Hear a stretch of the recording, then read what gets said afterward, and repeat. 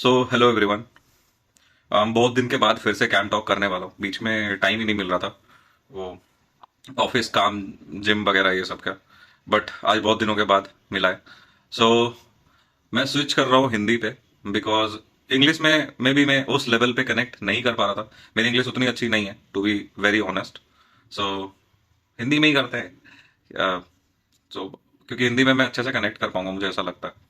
And if you want in English, then please comment कर दो कि we need this in English, and then I will switch again. So आज मैं बात करने वाला हूँ कि हमें जिम में क्या नहीं करना चाहिए। इस बात का इंपॉर्टेंस बहुत ज्यादा है। बट क्योंकि जब आप एक चीज सोचो कि जब आप एज ए बिगिनर स्टार्ट करते हो ना, तो क्या होता है कि हमें दो चीजें नहीं पता होती कि क्या करना है क्या नहीं करना है। हमारा ट्रेनर या हमें जो स्प्लिट बना के देने वाला है, भले ही वो गूगल हो या फिर अपना ट्रेनर हो, कोई भी हो, सो वो हमें ये जरूर बता देता है कि क्या करना है। मगर आपको एक चीज समझनी पड़ेगी कि उस क्या करना है की लिस्ट में से भी कुछ चीजें होती हैं जो हमें नहीं करनी होती हैं, और हम फालतू की एनर्जी जब हम नहीं करने में ये करते हैं ना, गुजारते हैं, तो वो फिर क्या करना है उस चीज को बहुत ज्यादा अफेक्ट करता है। सो मैं ऐसे समझाता हूँ आपको कि जैसे मान लो कि आप मतलब हम some set of exercises daily करते हैं, ठीक है। और सबसे बड़ी प्रॉब्लम क्या होती है कि जब आप न्यूबी गेन्स अचीव करते हो ना, तो इनिशियली आप जो भी करो, मतलब एक कुछ टाइम में ना आपको एक बेसिक सा ढांचा जरूर मिल जाएगा। तो ऊपर के लैट्स जल्दी आ जाते हैं, if you have noticed. Chest थोड़ा सा जल्दी आ जाता है, आर्म्स हल्का सा पंप हो जाएगा।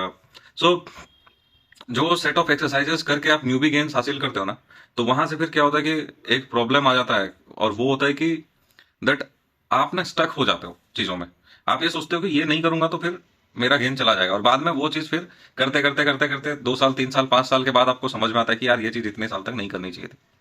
सो आज चेस्ट है। चेस्ट में दो ऐसे वर्कआउट्स हैं जो मैं रेगुलर देखता हूँ जिम में, और मुझे ऐसा लगता है कि वो बहुत ही यूजलेस और बेकार वर्क मतलब एक्सरसाइजेस हैं।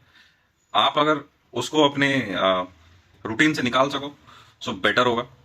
सो सबसे पहली जो है वो ऑब्वियसली डिक्लाइन प्रेस है।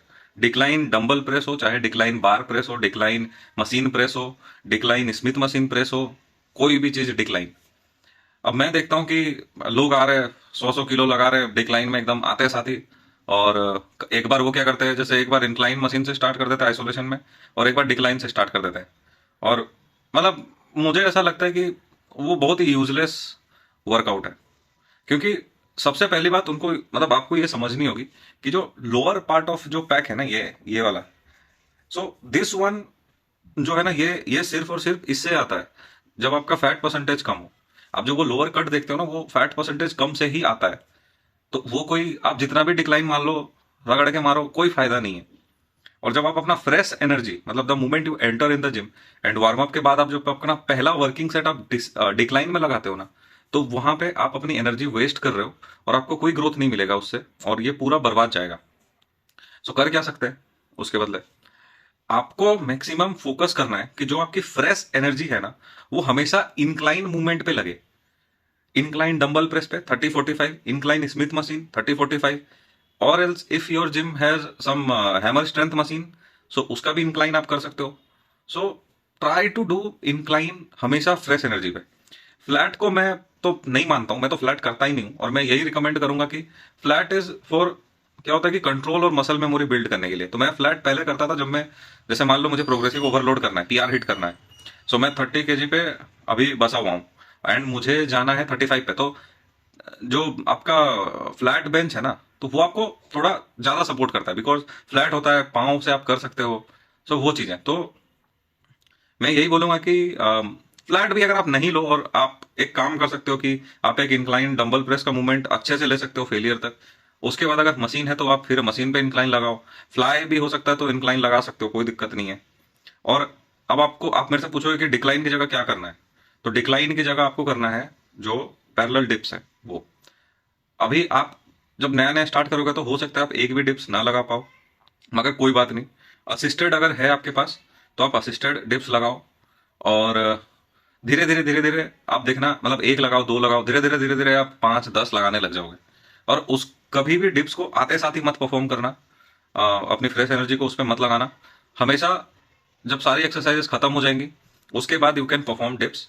और उससे क्या होगा कि आपका लोअर बैक भी हिट होगा अच्छे से, आपकी बॉडी की स्ट्रेंथ भी बढ़ेगी। और तीसरी चीज है द मूवमेंट, आप ना पंप बहुत अच्छा देखोगे, बहुत अच्छा पंप देखोगे जब आप वर्कआउट की बात करते हो।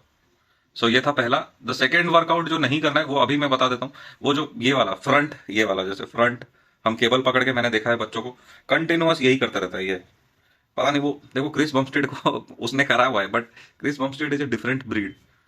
एंड वो सिर्फ वही नहीं करता है जो वो लोग दिखाते हैं।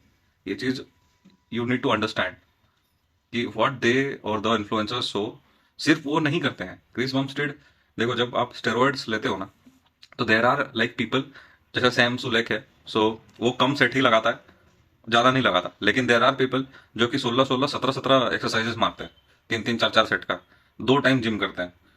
तो हम वैसा नहीं कर सकते, राइट? क्योंकि हम ना स्टेरॉइड ले रहे हैं, ना ही हमारा कोई वैसा उस लेवल का कोई भी कंपटीशन ये करना है।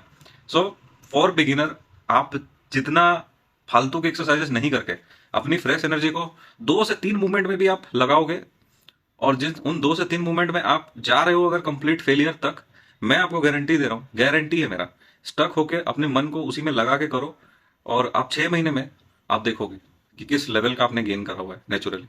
बस डाइट पे ध्यान देना, ऐसा नहीं कि सिर्फ वर्कआउट ही कर रहे हो। सो आज के लिए इतना ही, एंड विल टॉक टुमारो।